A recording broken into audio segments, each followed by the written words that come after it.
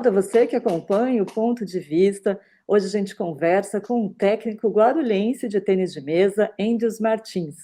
É um prazer recebê-lo aqui com a gente, professor. Olá, tudo bem? O prazer é todo meu. Obrigado aí pela oportunidade. Endros, você recentemente esteve em Tóquio, foi o técnico da seleção brasileira paralímpica, trouxeram medalhas para casa, mas antes da gente chegar nessa questão, eu queria saber um pouquinho, voltar um pouquinho no tempo e saber o início da sua trajetória. Como é que foi que você se desenvolveu como técnico de tênis de mesa? Eu comecei ali, aqui, né? Aqui em Guarulhos, eu morava ali perto da Rua Dona Antônia, ali do Hospital Casa de Saúde, né? Aquela região. E sempre gostei muito de esporte. E eu acabei passando ainda muito novinho nas categorias de base ali do Flamenguinho, do basquetebol de Guarulhos também. Acabei tendo um acidente jogando o GESP, o que é o GESP hoje, eu não lembro se já tinha esse nome, tive traumatismo craniano jogando pelo Scaramelli, jogando futsal. E eu fui proibido de esportes coletivos por 2 anos, eu não podia ter impacto. Eu estava mudando para um bairro mais periférico, né? Mudei ali para a região do Bom Sucesso, e o único lugar que tinha um esporte gratuito e que eu conseguia frequentar, que eu tinha acesso, que ficava próximo, né, ao trajeto, era o Fioravante, né, quando o Fioravante estava ativo ali com todas as modalidades, ali perto da Dutra, e lá tinha tênis de mesa gratuito. Então eu fui para o tênis de mesa com 13 para 14 anos, mais ou menos. É tarde, tá? Para iniciar o esporte, um pouco tarde. Então, os meus técnicos, o treinador, né, o que na época era o Eduardo Baroni, com um olhar, depois de uns dias, 2, 3 meses, ele teve esse olhar e falou: olha, você já está mais velho para começar o esporte, você, você é pobre e você não é bonitão onde vai ganhar dinheiro fácil, dessa forma, né? Ele falou: só que você tem uma facilidade em passar para os demais aquilo que a gente tem te ensinado. Então, eu acredito que um bom caminho para você, quiçá, mudar de vida é você investir na parte técnica. Se você quiser, você pode começar a auxiliar eu e o Manuel Medina, que era o outro treinador. E assim foi feito. Eu passei a auxiliar ele, treinava, jogava, mas estava muito já sendo encaminhado para ser um treinador, né? Um aprendiz mesmo. E aí, com pouco tempo, teve um outro professor que teve em Tóquio, aqui da cidade de Guarulhos, que foi o professor Gilson, que estava no vôlei sentado lá comigo, né? E ele era técnico de vôlei lá do Fioravante. E ele fez uma parceria com uma instituição, o Colégio Elite, na época, bolsa de estudos, e ele acabou me oferecendo, junto com o meu técnico, uma bolsa de estudos que a troca era ser treinador. Então, esse foi o meu primeiro emprego como treinador. Eu estava com 15 anos para Nossa. 16. Então você começou super cedo para técnico, mas já era velho para ser um atleta. Só por curiosidade, qual que seria a idade ideal para se iniciar no tênis de mesa como atleta profissional? Então, hoje, antes de estar na seleção paralímpica, eu estava na base até o final do ano passado da Olímpica, né? Então, assim, eu passei por esse processo de iniciação, formação básica de alto rendimento de muitos atletas.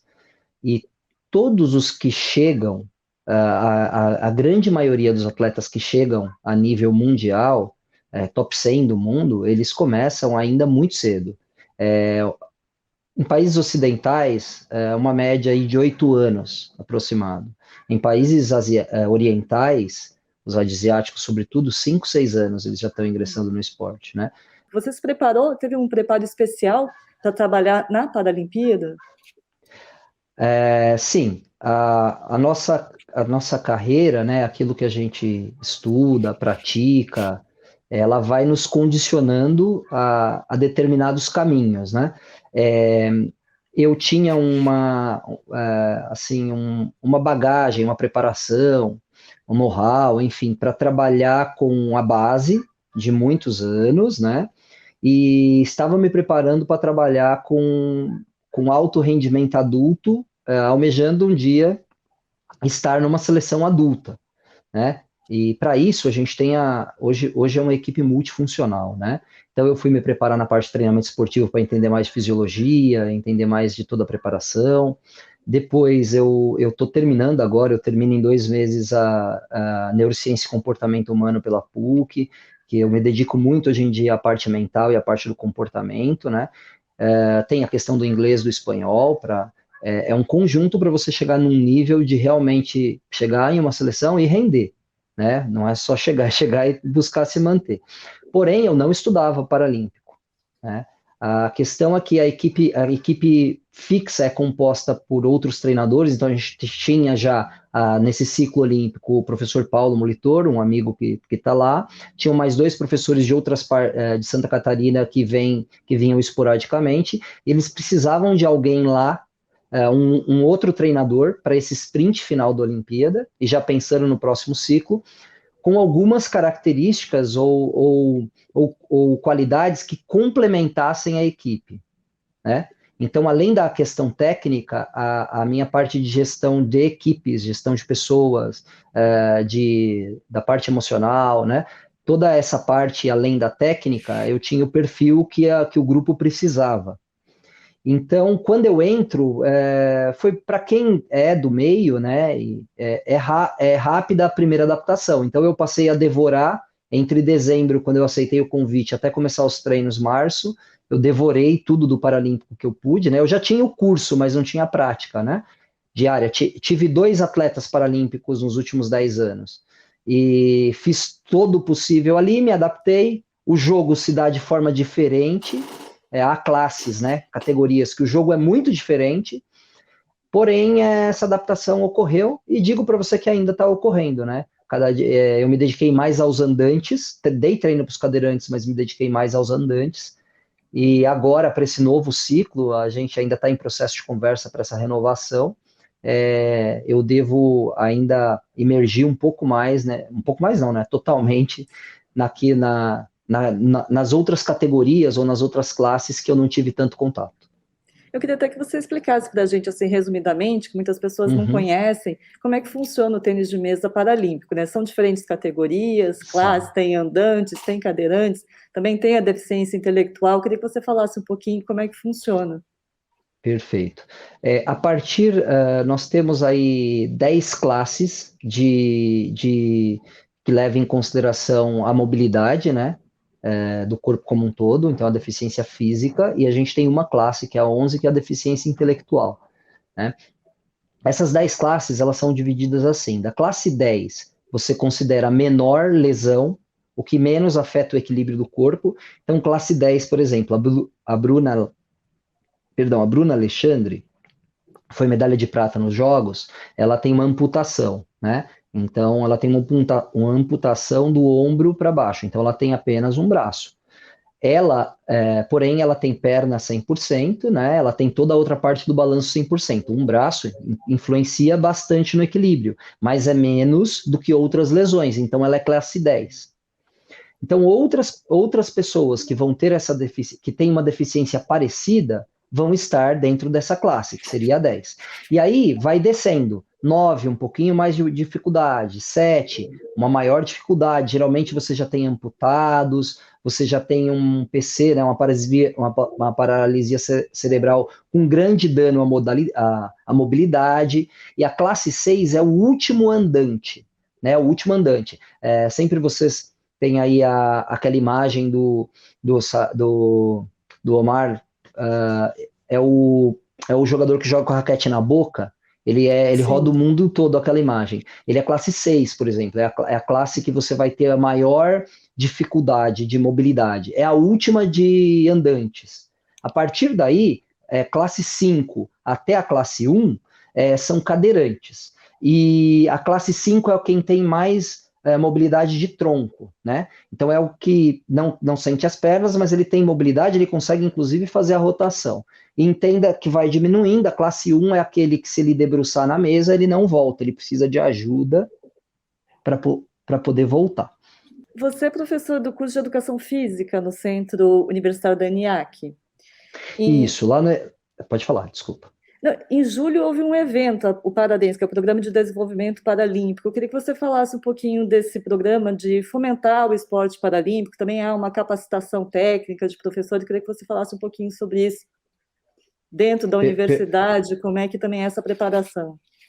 Certo, perfeito. Até vou contextualizar, porque bastante da turma que engaja comigo na rede social às vezes fica sem entender um pouco a minha relação com os colégios. Eu tenho uma relação muito forte com duas instituições aqui em Guarulhos. É o Colégio Faculdade Progresso, o Colégio Faculdade ENIAC. Eu sou um dos coordenadores do Colégio Faculdade Progresso, já fui coordenador do Colégio Faculdade ENIAC, da área desportiva, né, e extra. Hoje o meu vínculo com o ENIAC, de alguns anos para cá, ele tem sido ou tênis de mesa ou a Faculdade de Educação Física, né? Porém, a maior carga, a maior parte do tempo eu fico na Faculdade de Colégio Progresso. Por isso é que às vezes as pessoas veem postagem dos dois e tentam tentar entender, né?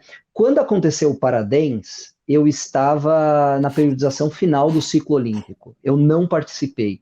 Eu conheço o programa, estive inclusive recente, todos nós estivemos com o governo, né, do estado, com o Dória, com os secretários, eu conheço o programa, é um programa de desenvolvimento do esporte paralímpico, já de cara já estava em mais de 30 polos, né, quando ele começou a rodar, ele está rodando e tá desenvolvendo polos em cidades, para você identificar talentos, para você fomentar o esporte paralímpico, tem toda a construção junto com o governo do estado. Entretanto, a ação do ENIAC eu não podia participar, porque eu estava no ciclo final de Já preparação estava para Tóquio. imerso na Já estava imerso, não tinha como participar. Tanto as aulas do Progresso que eu dou aula dentro da grade de outras matérias voltadas ao comportamento humano e ao empreendedorismo, eu parei de dar ali em junho, né? Eu voltei agora, depois que eu voltei para o Brasil, porque a gente já estava naquela imersão final mesmo de Jogos Olímpicos e Paralímpicos, no caso. Então, esse é o Parabéns, é um programa de desenvolvimento, né, de detecção de talentos e de fomento e de inclusão social.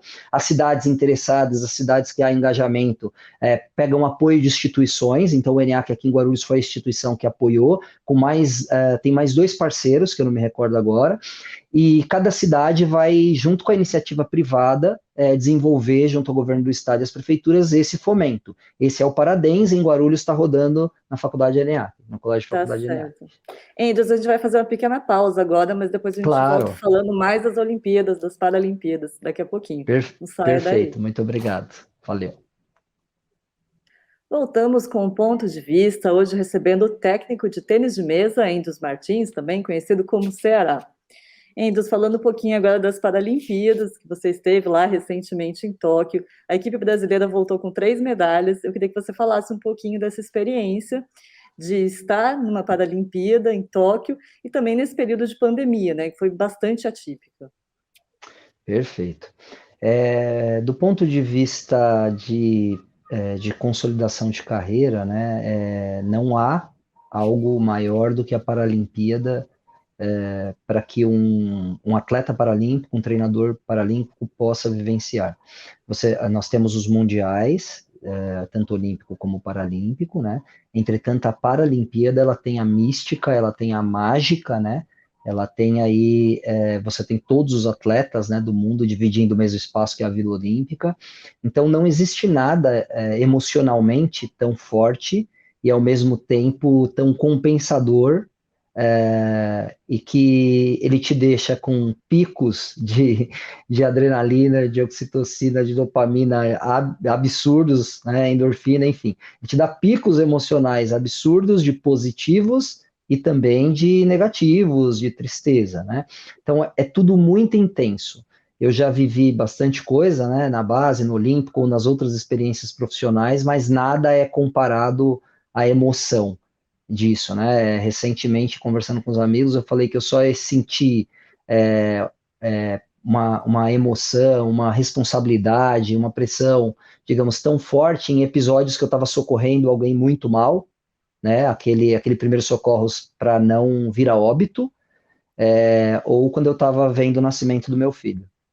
Só essas duas coisas comparam com o tamanho de você participar de uns Jogos Paralímpicos. Do ponto de vista da quarentena, esse foi o maior problema, porque nós tivemos uma Paralimpíada super atípico. A preparação era às cegas, eu falava. Você não sabe o que as outras equipes estão fazendo, você não sabe exatamente. Você tem um norte de 2 anos atrás. Então você não sabe como eles estão, você não sabe se trocaram material, que no caso do tênis de mesa isso tem diferença, se trocou estilo, se mudou alguma coisa, se está conseguindo treinar, se ganhou peso, você não tem essa noção. E você tem uma total insegurança sobre a participação. Então, você pode, uma semana antes, ser testado como Covid e perder a Paralimpíada. Ou você pode ter caso positivo já no Japão, né? Ou você pode chegar e ficar em isolamento. Então, assim, o peso de tudo isso, fora esse período, né, pandêmico, que é quase um retorno pós-guerra, a gente trata, né? Você tem assim um novo normal muito diferente, uma preparação sem torneios, sem muitos sparrings, porque tem que estar todo mundo testado para pisar lá, né? Então você teve ali uma preparação muito diferente de tudo e um ambiente muito diferente de tudo. Isso ele acabou deixando o jogo um pouco diferente. Então nós tivemos alguns movimentos de surpresas, né? Em todas as modalidades, no tênis de mesa também. No nosso caso, nós tivemos aí essas 3 medalhas. Nós tivemos a Bruna confirmando já uma medalha que ela já tinha sido bronze no Rio, e ela foi um passo a mais, ela chegou à prata, e teve chance, jogou super bem a final, perdeu de 3-1 ali, ainda com 10-7 para fazer 2-2 e ir para o tie break. Nós tivemos a Kátia, que ela não estava no ciclo do Rio, né? Não fez toda a preparação, mas que ela tinha conseguido já uma medalha no Mundial em 2018. Então a gente já tinha a expectativa dela chegar até as medalhas, ela chegou e ganhou a medalha de bronze. Nós tivemos as equipes das meninas, né? Que é a Dani, a Jennifer e a Bruna, que no Rio também conseguiram bronze. E dessa vez conseguiram mais uma vez chegar nas medalhas, né? E acabaram sendo superadas por uma equipe que na soma é um pouco mais forte, pois é a equipe que tem a jogadora que só perdeu um jogo desde da sua estreia na participação dos jogos, ali nos anos 2000. Ela perdeu um jogo que foi agora numa semifinal contra a chinesa naturalizada australiana, que isso também mexeu um pouquinho com o tênis de mesa. Houve um processo de naturalização de chineses do ciclo do Rio para esse ciclo. Eles acabaram duplicando a possibilidade de medalha, né? Então a Austrália ganhou mais medalhas até agora do que antes dessa naturalização, né? E aí nós tivemos outras classes que foi na trave, assim, que foi muito perto, né? Então nós tivemos, o Israel tinha sido prata no Rio, ele chega no Rio sem ser favorito, e ele consegue jogar super bem e chega até a medalha de prata, e nessa ele ganhou muito bem os jogos dele e acabou no sorteio, pegando um dos chineses que estavam muito fortes nas quartas de final, acabou sendo superado por 3-1, e para nossa falta de sorte, né, no sorteio das equipes, a gente caiu de cara com a China, que era a equipe mais forte da classe, de cara não, no segundo jogo, e nós tínhamos condições boas de ganhar de todas as demais equipes. Podia perder também, mas a gente tinha boas condições. A gente, sem dúvida, era entre as 3 mais fortes equipes. Porém, pegamos nas quartas de final a China, fizemos um jogo duro, mas perdemos, e essa medalha escapou. Foi uma medalha muito doída para nós, porque os meninos treinaram muito bem, se dedicaram muito, estavam bem, tinham muita chance, e acabaram por conta realmente dessa questão do sorteio, e é fora do nosso controle, né? Aconteceu essa situação. Então, nós quase chegamos a 4, 5 medalhas, que já seria a maior campanha do tênis de mesa. Acabou Tinha uma sendo melhor do que expectativa o Rio. maior, então. A expectativa maior não, porque no Rio também tinha uma expectativa parecida. Há medalhas que vêm, há medalhas que não vêm. Eu diria que a gente teve o gostinho, porque estava cegas. Quando a gente chegou lá e começou a jogar, foi que a gente enxergou. A nossa equipe é forte, está forte, tem chance. E aí o sorteio tirou. Então não tinha aquela expectativa absurda nas medalhas. Sim. Porém, a gente viu que tinha reais chances. A gente fez tudo certo. Os adversários, alguns fizeram tudo certo, outros foram ultrapassados, né? Então acabou esse movimento, medalhas que se confirmaram, a gente poderia ter perdido, por exemplo, a das meninas nas quartas, foi um jogo muito duro com a Turquia, e os meninos a gente acabou sendo superado, mas essa, na equação foi excelente, foi muito bom mesmo, sobretudo pelo período pandêmico, né? Sim. Então, a gente sabe que o Brasil é um país que tem esse costume de, na época de Olimpíada, acompanhar todos os esportes, ficam frisson em cima da Olimpíada, até da Paralimpíada também. Mas fora desse período, às vezes falta muita estrutura, ainda mais para o esporte paralímpico, né? Queria que você falasse um pouquinho sobre essa questão de estrutura, de visibilidade. A gente ainda precisa muito dessa visibilidade, porque a gente sabe que no Paralímpico o Brasil tem inclusive um resultado melhor do que no Olímpico, mas não é a mesma visibilidade que você tem na mídia, nem acompanhamento de público, né? Aí é importante pontuar, assim, o esporte para os espectadores, para o público em geral, ele é entretenimento e, por vezes, desperta paixões. Senso de patriotismo, que é o que acontece durante os Jogos Olímpicos e os Jogos Paralímpicos, né? No caso dos atletas e técnicos, é a nossa profissão, é o nosso trabalho. E para você, e para o público em geral, é business. Então, a gente, claro que a gente busca por espaço, a gente entende, mas busca aumentar o espaço. Você tem onde dá mais mídia, né?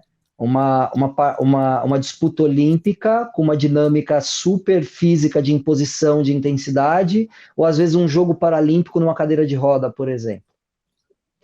Aí vem a questão, o próprio público, mesmo gostando, apoiando a causa ou postando, ele mesmo não consome durante todo o período, né? E aí vira business.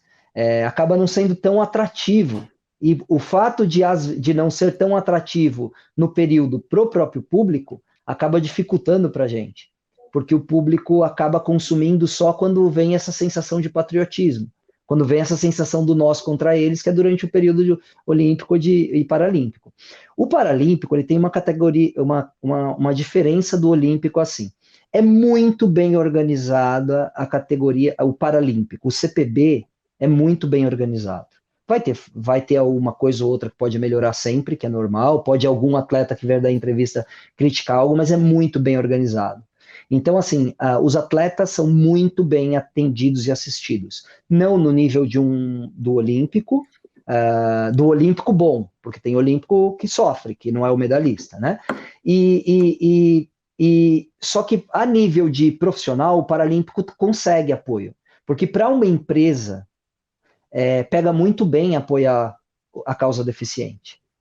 Eu tinha mais dificuldade de arrumar apoio no Olímpico, para quem não é o top. Olha só como é diferente essa relação. Só que para a base, para a formação, aí é o problema. Que é por isso a importância desses programas como o Paradens. Porque às vezes os locais de jogos não estão nem preparados. E aí o cara não quer investir. Porque você precisa investir, acessibilidade, rampa, material adequado. E aí é o problema para o Paralímpico. Porque a turma tem um discurso bonito, mas investir no Paralímpico dá trabalho. Você precisa preparar o lugar, preparar os profissionais. Ele às vezes acaba se tornando mais caro. E aí é onde você tem o mesmo problema, porque é business, né? Então essa é a dificuldade, essa é a relação. O maior problema para mim no Paralímpico está no início, na iniciação. Acho que lá na ponta, eu que trabalhei nos dois, está muito bem lá na ponta o CPB. Agora, esse trabalho de iniciação é onde há muito a se melhorar, e passa pelo público em geral. Aqui em Guarulhos, como que é esse cenário, tanto do Paralímpico como do esporte olímpico também, para tênis de mesa? É de época, igual ondas, né? É de época. O tênis de mesa em Guarulhos, eu já tive em alguns momentos parceria, gente querendo montar sociedade para abrir academia particular e tal, e às vezes eu evoluo e depois paro. Guarulhos só existe um lugar para você treinar tênis de mesa, que é a USEG, o Clube de Japoneses. Os demais são colégios e faculdades e são de tempos. Época tem, época não tem, ou tem só para o aluno participar, nível escolar mesmo, né? Agora, para você de fato treinar, é o SEG, o Clube Japonês. Eu dei treino lá há muitos anos, eu saí de lá em 2019, assim, esse era um problema, porque lá não era acessível. Então, era muito difícil. Tinha que carregar a cadeirante na mão para subir escada. O clube não é um clube rico que dá para fazer as obras, precisa de parceria. Então, esse já é um problema para o esporte paralímpico. A gente tem um paralímpico lá, que é meu amigo, ele é classe 7, mas ele é andante, então para ele consegue um pouco mais. E essa é a regra.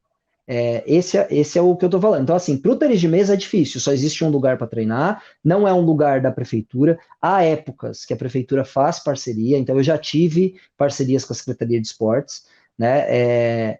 Entretanto, como eu te digo, não é baratinho, tudo vai dinheiro. Então, se não tiver ninguém querendo muito fazer aquele esporte, ele não anda, ele depende dos clubes, dos colégios, das faculdades. Então, para o tênis de mesa, esse é o maior empecilho, porque o SEG é um clube pago, não é caro, mas é um clube pago, e você tem a questão da acessibilidade, não é boa. Você perguntou para o tênis de mesa em Guarulhos, e qual a outra?